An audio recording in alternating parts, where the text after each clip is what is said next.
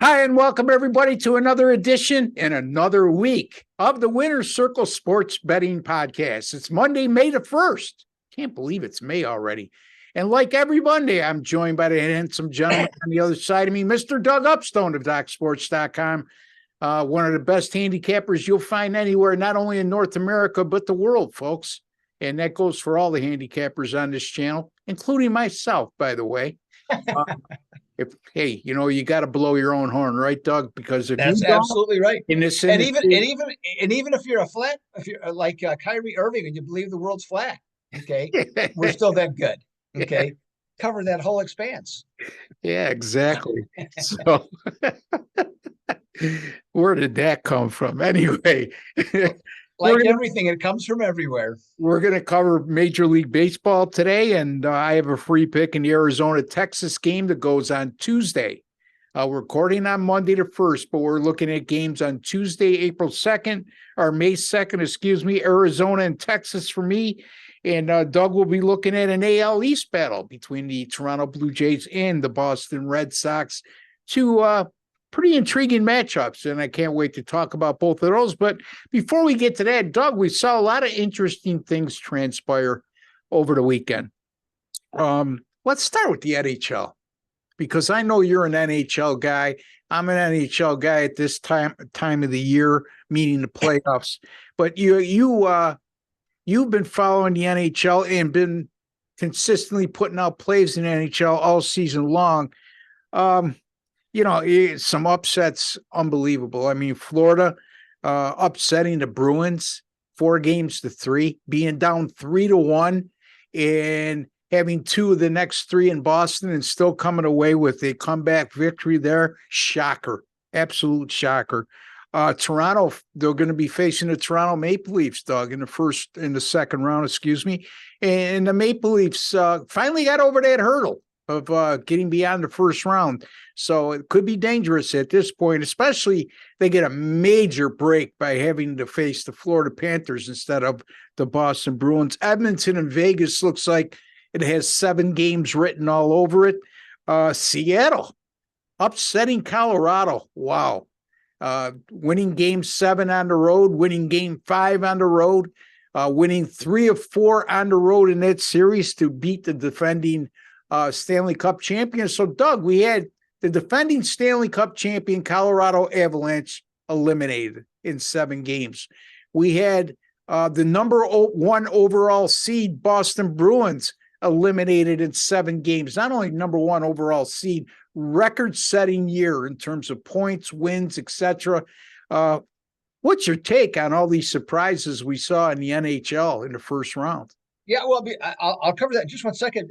I'll throw this out to you yesterday. So then, just from a sports betting perspective, if you were a big time underdog player, okay, if you had also looked at the NBA yesterday, if you would have taken the underdog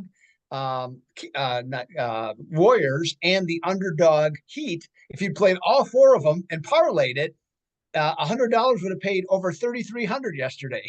Yeah, So yeah. now, not that anybody would have done that, because that would have certainly seemed like a foolish bet, but that was interesting. I happened to notice that, so that was kind of interesting. But to your point on first, I'll start with Colorado, because with Boston, my blood pressure might go up, so I'll just start there first. But the Colorado, first of all, not the same team as last year's champion. Injuries, guys went to other places in the offseason. So not the same team. Still, they won their division. Okay. And there's realistically, there was no reason for them not to beat Seattle. But, both Seattle and Florida both played without reservation. Okay. I mean, they just went at the opposing team. And I think both teams were somewhat surprised how aggressive that they were in their play. I did not watch all the Seattle Colorado series. I watched different parts, but that's primarily what I saw. Seattle certainly is much better, and they played all season better on the road than they did at home. And boy, I mean, they just took it to them, and they got better goaltending last night. And like I say, and they just were more aggressive. Boston's problems started really in game 5, and where you could see things were doing, but the biggest thing I saw is it was, whether it was nerves or what, but their passing was deplorable the last 3 games. Okay. It was horrible. I mean, they were literally almost every puck was either ahead or behind a guy. Okay. That they were throwing. The number of unforced errors was dramatic. Okay. I'll even tell you this real quick. My daughter, who watches no hockey whatsoever, she has a vague interest if Boston's on. She came over to the house yesterday. We were watching the last 2 or 3 minutes, and then of the regular time game, and then overtime. She said to me, she goes, "Do they always pass the puck this poorly?" I mean, out of the blue, she throws that at me. And I said, "You notice it?" I said, "Holy cow. If you're noticing it, that's really a bad sign, because you I didn't even claim watch it." I believe that's purely genetics. Well, I don't know what it is, but it's just, but I mean, but she happened to notice it. It was all true, and then you add in mediocre goaltending, Yeah. their inability to score the last 3 games other than with the power play.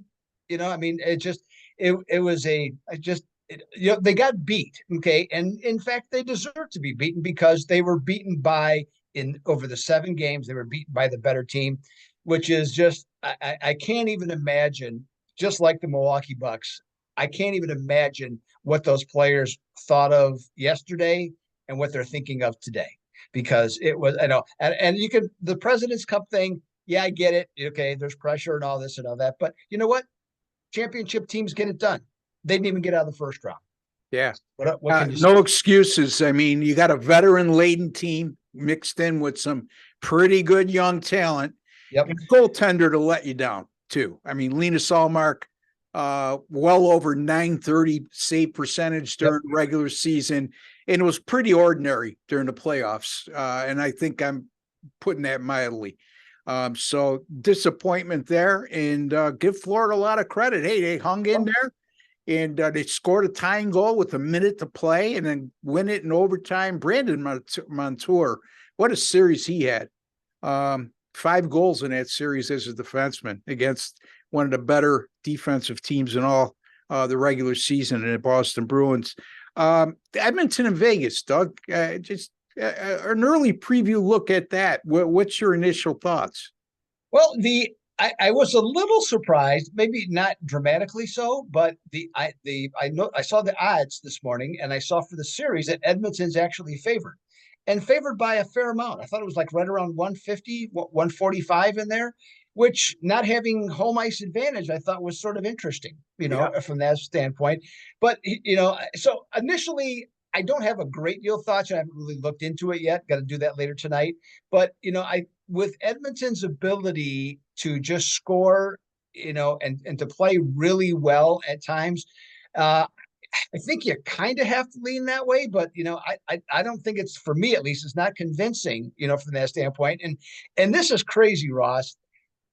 Road teams so far going into tonight's game with New Jersey and New York, 31-18. Wow. Road teams. Yeah, so much for home ice advantage, right, Doug? I mean, just absolutely crazy. And then if it goes to overtime, the road team is 11-3. Wow. I mean, that's just incomprehensible to me, but it just goes to show you what's going on this year. Now, after I'm done with that, what are your thoughts on Vegas and the Oilers? Yeah, well, you got, I can't remember the exact year of the draft, but I believe it was 2017 or 2018. You got the 2 top players in that draft, and Connor McDavid and Jack Eichel going against each other. I think goaltending is going to be the big key here, Doug. I think whoever gets the best goaltending in this series is going to come out on top. Now, you may say, well, Ross, that's a no-brainer. That usually happens all the time. No, sometimes you have the best goaltender in the series, but you don't win. He just keeps you in games that you shouldn't have been in, because you're wildly outplayed territorially and when it comes to shots on goal. So I think that's going to be a big key. Again, I got to lean toward Toronto here. I just think getting beyond that first round series in Florida, coming up that huge upset over Boston, I like Toronto in that series. And Seattle and Dallas, who knows? You got to give a little bit of an edge to the Dallas Stars. Seattle, second year of existence, and here they are, the second round of the playoffs. And like Doug alluded to, between them and Florida, they played with reckless abandon in the first round, and pretty much especially Florida, when they got down 3-1, they just went out and had fun and got it done. And what can you say? I mean, that's why the NHL playoffs are far and away, in my estimation, between intensity wise and how much it means to the players. You could throw the extra money they make in the postseason for advancing or making the playoffs. You could throw that all aside. It's all about winning that cup, and unlike any tradition in sports, in my opinion, Doug. Yeah, I would 100% agree. And of course, the biggest thing that comes into play there is the scoring aspect, where it's one at a time. I mean, it's not like, with NBA, like we talked about. I think it was it Saturday with the Boston Bruins, Boston Celtics beating Atlanta in Game 6 with that 11-0 run. In that game, or Game 7 it was. And I had that one all the way, buddy. I know you did. It just never. There was a no doubter on that one. I didn't realize you had Atlanta as a free pick. That was inconsequential. I just thought it was funny. I just got to let you guys know. Doug paid me a phone call on what was it, Sunday or Saturday? It was Saturday. Yeah. Saturday evening, because they played during the day. And he says, boy, Ross, you predicted a blowout, but you covered by an inch. And Doug, I had it all the way, buddy. Had it every second. So, hey, you know what? Whether you win by a point or a half a point, or you win by 50, it's all one and the same. Because I don't remember the last time I went up to a window at a sports book with a ticket that I won by 30. They complimented me on the lopsided nature of my win and rewarded me with more money. No, it doesn't work like that. Same thing if you lose by 30 or lose by 1. Nobody's chasing you down the aisle and say, before you throw that winning ticket out, you lost by 30, you owe us another 100. It just doesn't happen that way. Anyway, NBA real quickly, Doug. I mean, the Lakers advancing, Golden State advancing, number 7 against a number 6 seed in the second round here. Look, I could honestly say I don't think anybody's shocked by this matchup, even though they were the lower seeds in both the first round series. But you know what? I'm starting to. I said before the playoffs started that I wasn't sold on the Lakers, but I'm not saying they're going to win it all, Doug. But I think they're going to give Golden State a much more difficult time than a lot of people might anticipate. Yeah, I mean, they're finally a really good team, Yeah. And I mean, and Rob Pelinka, the general manager, as he took over his job and basically took it away from LeBron James, being the general manager.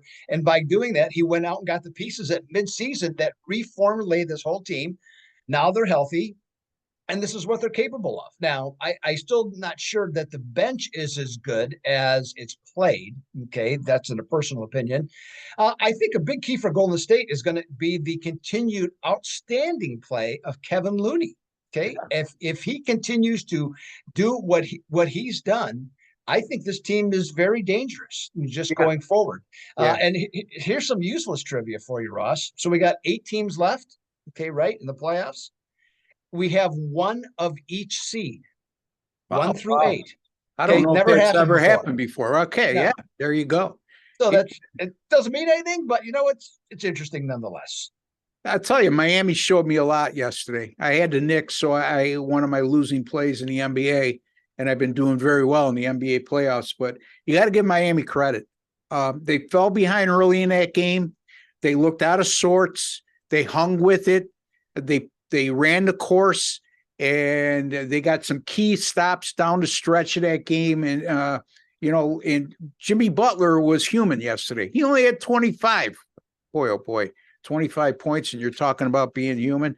The guys had an extraordinary playoff. But Miami, really shocking to me. I think sooner or later, the loss of Tyler Hero and Victor Oladipo, that's really hurt Miami's depth. Quality depth, that is, it will eventually catch up to him. But still, even with those 2 guys out of the lineup, this is a very winnable series. Look, the Knicks aren't world beaters. They're favored in the series. They don't have the home court advantage anymore. And you got to give the Knicks a little bit of a pass because Julius Randle didn't play. But your thoughts on that one? First of all, I'll just say this, and as opposed to you, I guess I'm just more this way. Okay, I took the Knicks in the first half, so I ended up getting that one yesterday. So Great. that worked out for me at least. Yeah. But what I don't like in sports, okay, is when a team like Miami played 82 essentially mediocre games. Okay, I mean they did. I mean they won more than they lost, but they by their did they have injuries? Certainly they did. Did every team in the NBA have injuries? Yes, they did. So when a team turns on the switch, it's a great story. But from a just as a this is nothing to do with betting. As a fan, I just don't like these types of teams. And I tell you what, I actually hope the Knicks sweep the next 4 games because I just if you have that much talent and you have that much ability to just turn the switch, okay, all of a sudden everything's going your way with everybody that's playing. I don't know. I've never been a fan of that, and that's just a personal opinion. And Yeah. No, I and get it. I know you or anybody else that's watching this could disagree with me, and I would have nothing to refute it. It's just my opinion. I don't like teams that just basically come out of nowhere. I'm not an underdog fan. Let's put it that way. Yeah. And it's very reminiscent to me of when they went during COVID when they went to the finals. Okay, Yeah. to where I mean they beat Milwaukee. I mean everything went right for them, and it seems to be everything's going right for them again. And but there's at least that team. There was indications. There was no indications, literally for 82 games that this team would play like this.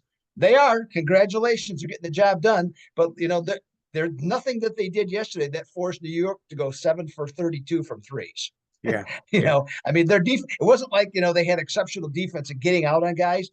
New York just missed the shots. So, and that's kind of what's happened for them. So, and that's what happens when you're going good. Yeah. Good things happen. I know one thing. Mitchell Robinson, as good a rebounder as he is, he's a horrible free throw shooter. And I got to believe that anytime he has a gimme at the basket, they're going to follow him.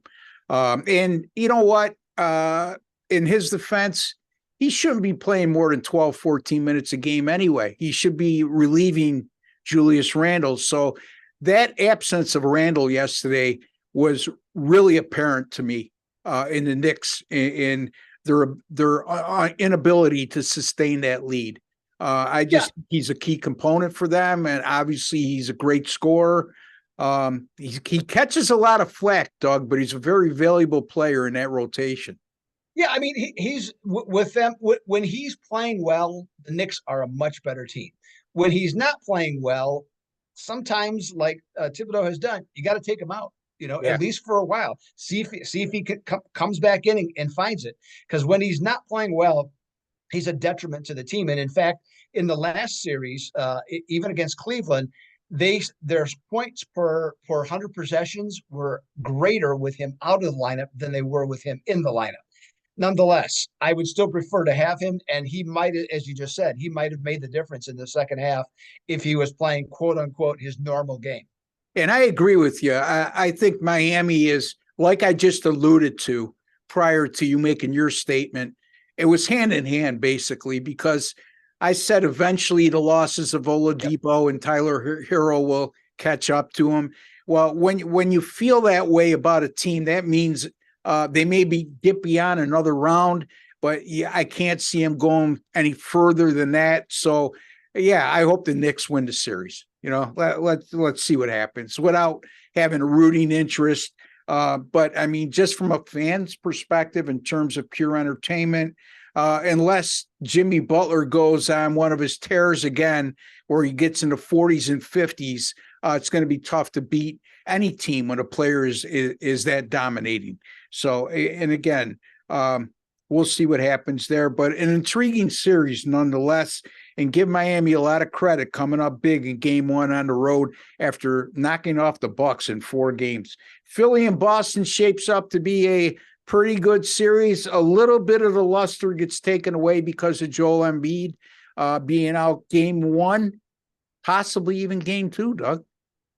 Yeah, I think Boston's ticket's punched. I mean, they're minus 500 favorites to win the series, which is just enormous. I mean, even if Embiid comes back, how compromised is he going to be? That he's had this much time off, he still can't play on Monday, or on the game one, excuse me. And so, with that being the case, I think it's just a matter of how many games. But I think Boston's going to be in the East Finals again, and it's just a matter of who they're going to play.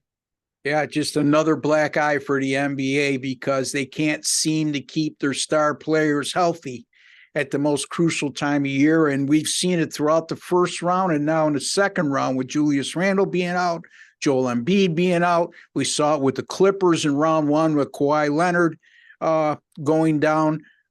We've seen it with the Miami losing 2 players in that first round win over Milwaukee. So just a shame. You want to see the best players out there, right, Doug? But Absolutely. At the end of the day, somebody's got to win it. And whoever's healthy might be the key, especially their key players. Team like Boston, great example, though.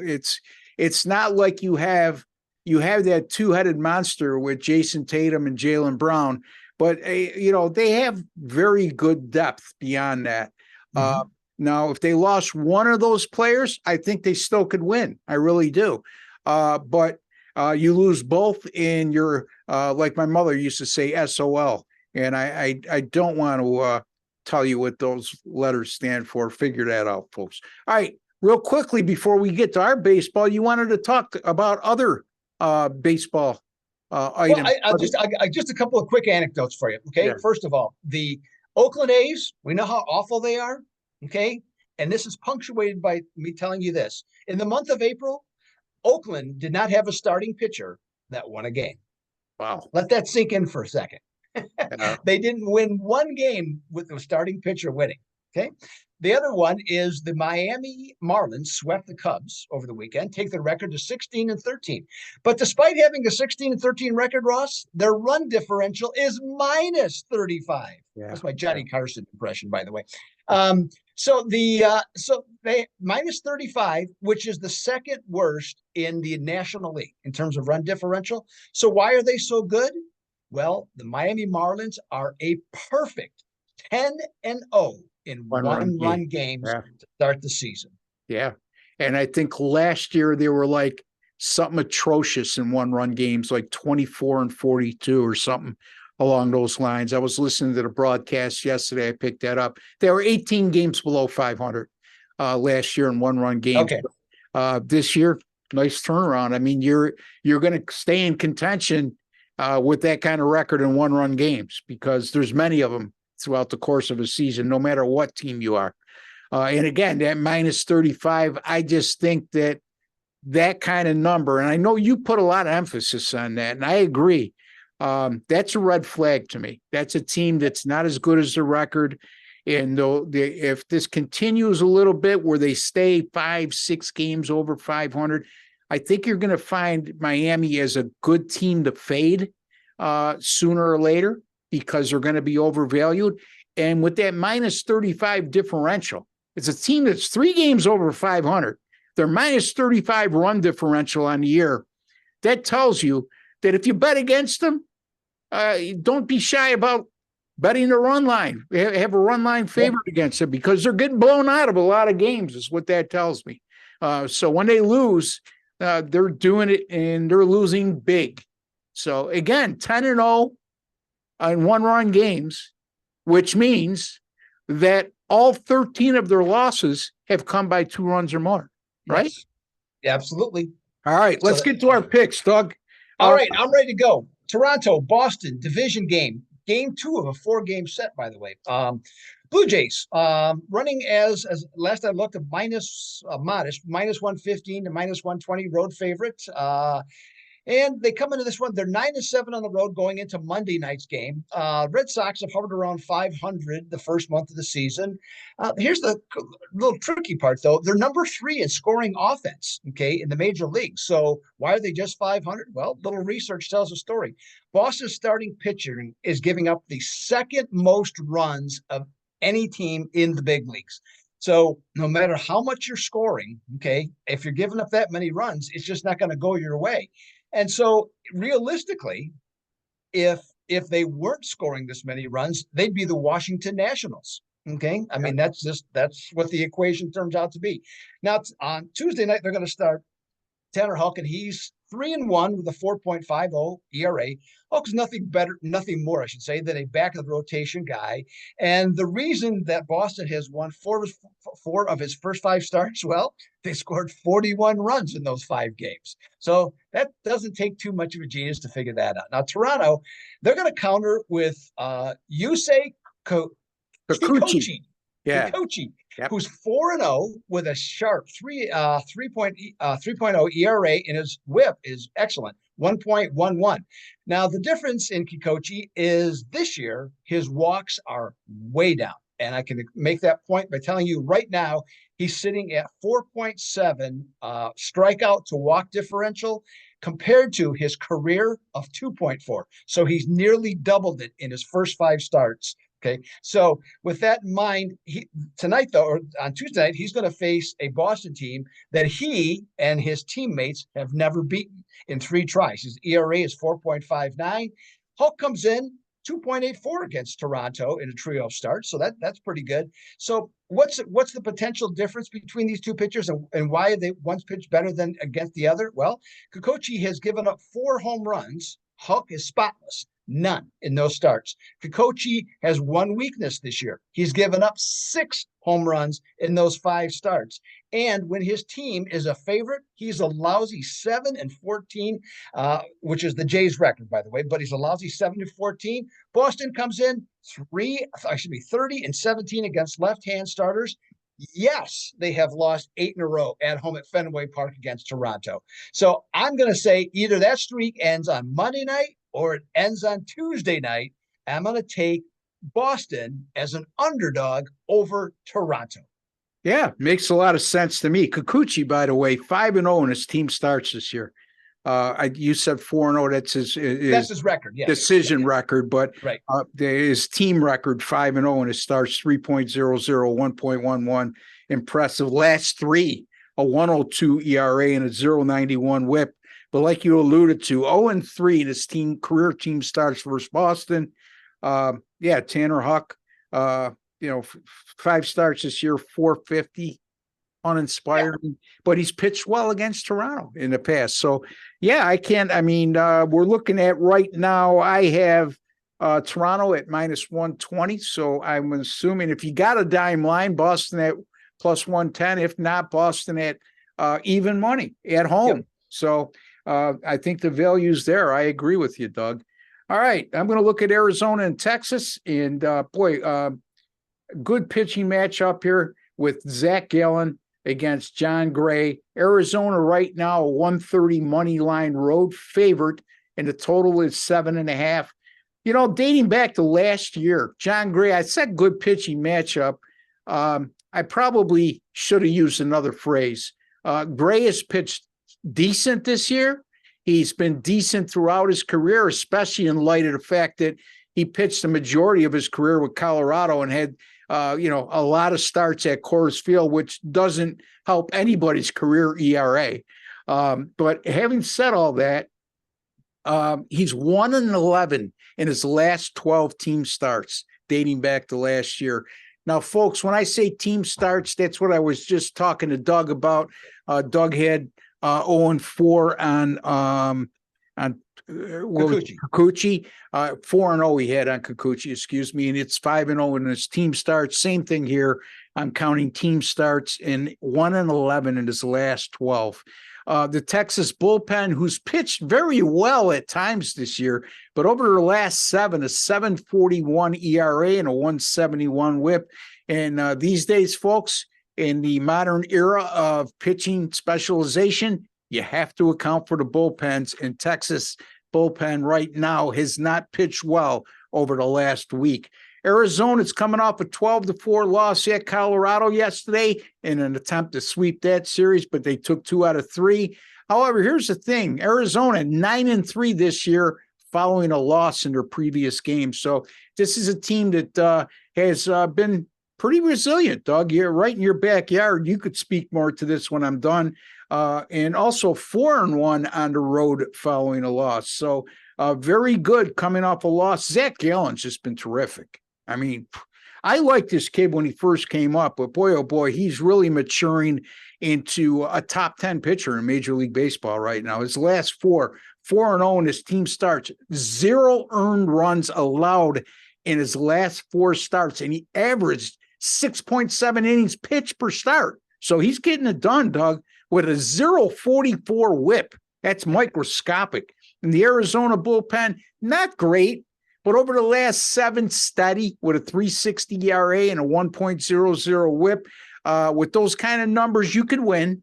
It's not dominating by any stretch of the imagination, but it's also not terrible.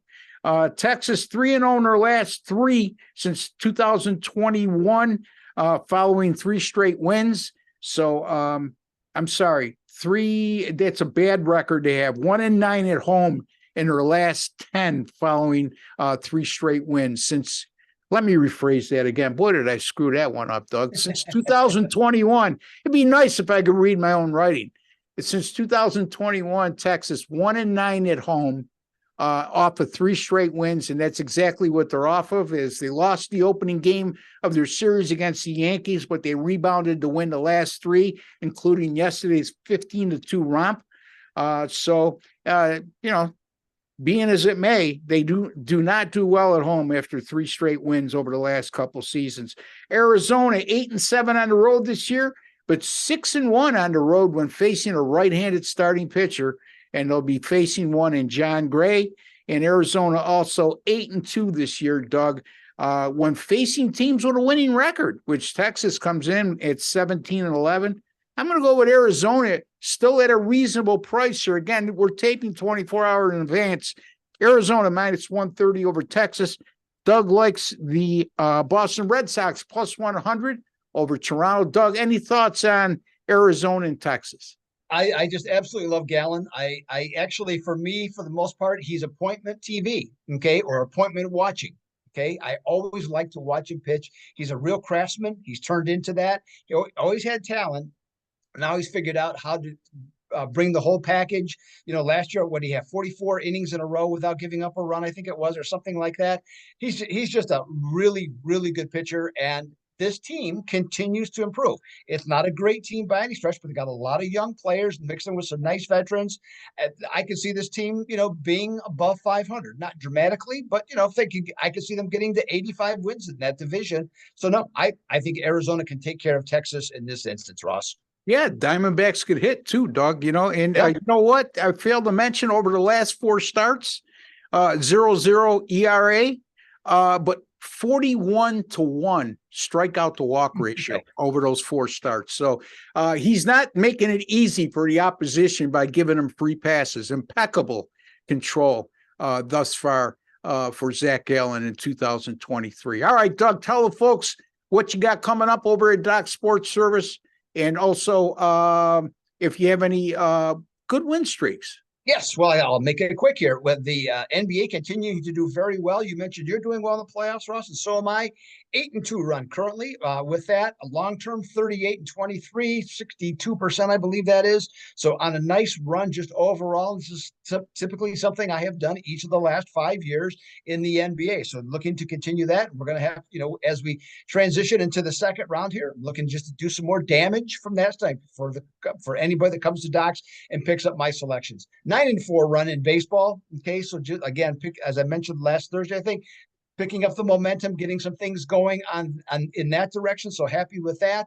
And hockey had a tough weekend, but still 60% more recently in the playoffs. So get with that, and just got to not have these road teams win almost seemingly every single game. That's what screwed me up here on this one, Ross. Well, you know what my theory is on that. When we see a lopsided trend like that, home teams winning, right, road teams winning, overs more than unders, it usually evens out when it's all said and done throughout the playoffs. And the numbers would bear that out. Not all the time, but more times than not, those numbers will eventually even out. So keep an eye out on that. Don't fall in love with just road teams just because they're 31-18. Make sure if you're going to take a road team that there's some substance to it as the reasons why you're taking it above and beyond what the NHL playoff road teams are doing right now. So again, you could find me at rbwins.com, 7-3 with my last 10 in Major League Baseball. My NBA playoffs, yesterday I lost with the Knicks, but I did hit game 7 of the Golden State and Sacramento series as I had the under 229.5. It fell at 220. My NBA sides, money line / point spread picks during the postseason, since the beginning of the 2023 postseason, 17-8, 68%. So a lot of good things happening for Doug Upstone at DocSports.com, for Ross Benjamin at RBWins.com. Doug will be back with us on Thursday. I will be back tomorrow morning with Jesse Schul and Sean Higgs as we'll discuss both NBA playoff games for Tuesday. But until then, for Doug Upstone and Ross Benjamin, we like to ask each and every one of you who haven't subscribed yet, take a second to do so. Costs you absolutely nothing. There's no strings attached, no hidden agenda. You'll be privy to some of the best handicappers in the world right here on this channel. And also, don't forget to give us a like, folks. And for those of you who have subscribed, without you folks, we wouldn't survive. So thank you so much. Keep the comments coming in. Just remember, be respectful to one another, including us. And